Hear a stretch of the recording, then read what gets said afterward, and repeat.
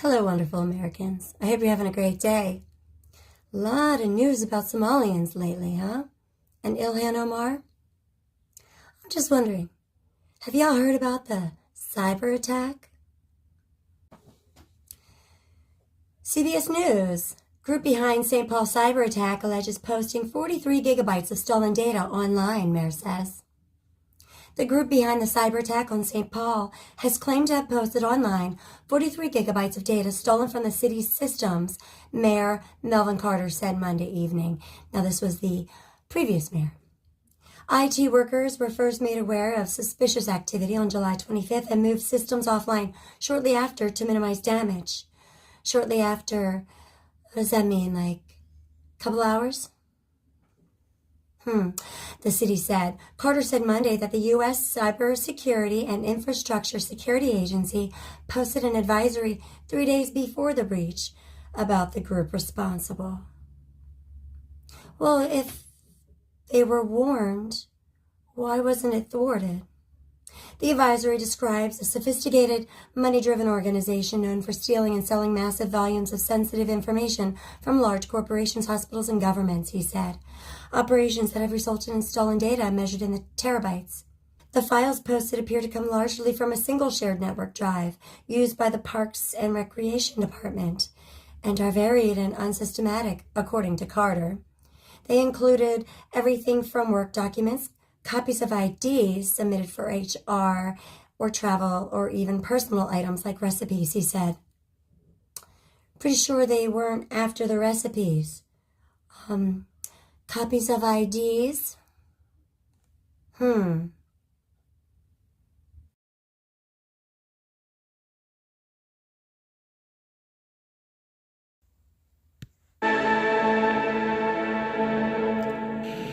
Amid growing tensions, significant backlash, and violent threats, my next guest here is wishing to remain anonymous. We're going to call her Sonia for this interview to help protect her identity.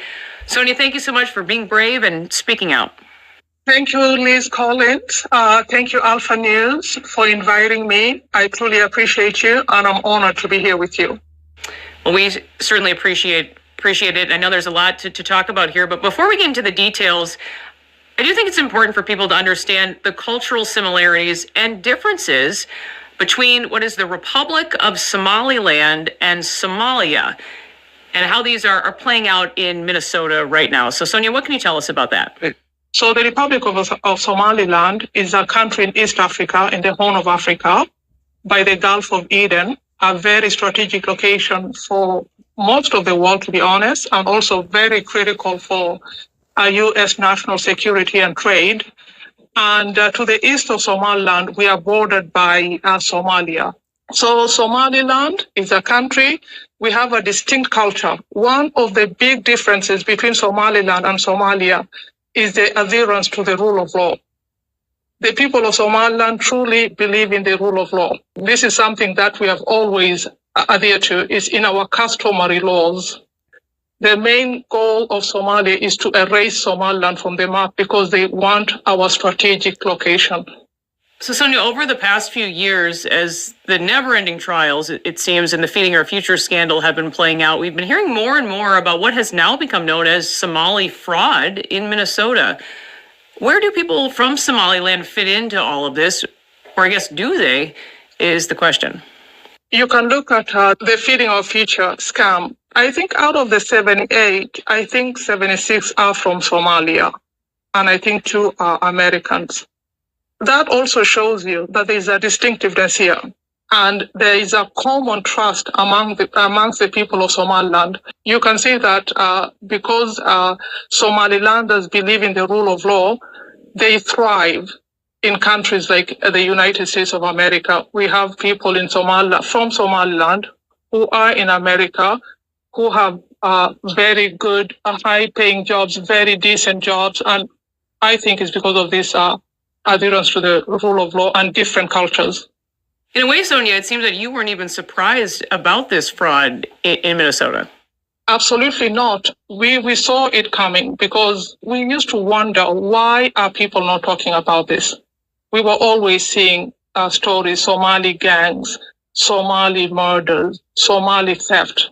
we asked ourselves, how is it possible a small group of people, Somalians are not many in the United States, but they were able to get away with so much. I think the people of Somalia are a direct reflection of the Somalian government and its ability to manipulate, its ability to deceive, its ability to act vulnerable, to always blame, scapegoat, and gaslight.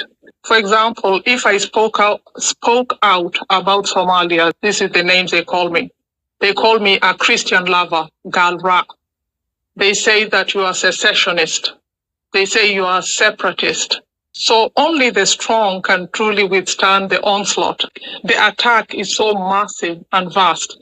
A Caucasian person in America, if that person is told that, oh, you are anti-Muslim, you are anti-Black, so people are silenced. Along with all the fraud, Minnesota Congresswoman Ilhan Omar has been facing increasing scrutiny these past few weeks, with comments recently from President Trump calling for her to be investigated, even demands for her deportation.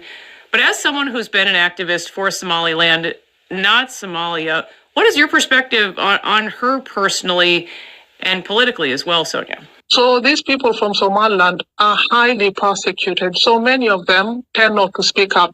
Ilhan Omar is someone that I know isn't telling the American people the truth. She is in the Democratic Party. She talks about democracy. She talks about human rights. But Ilhan Omar disregards 6 to 8 million people that are Muslims, by the way, that are Black, by the way, that are found in Somaliland. She called us Somali Iskusheg, meaning those who call themselves Somali. Ilhan Omar has lied to the American people. I don't truly know how to give back to America, but I know that I'm an American patriot, that when we had nothing, this country gave me everything. She scapegoats the people who call out her ineffectiveness, because I haven't seen Ilhan Omar demanding accountability in Minnesota. She's pointing fingers, calling everybody a racist, an Islamophobe. So to me, Ilhan Omar is a fraud. And I'm hoping that justice knocks on her door very soon.